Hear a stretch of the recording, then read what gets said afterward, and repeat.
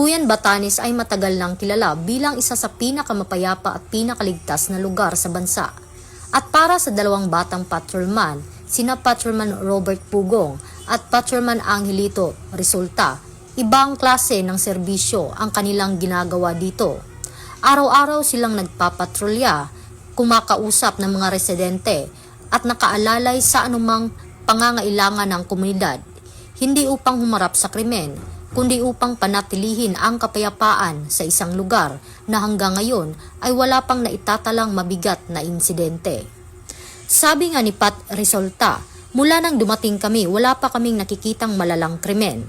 Isang simpleng kwento pero malinaw na halimbawa sa bagong PNP para sa bagong Pilipinas, serbisyong mabilis, tapat at nararamdaman.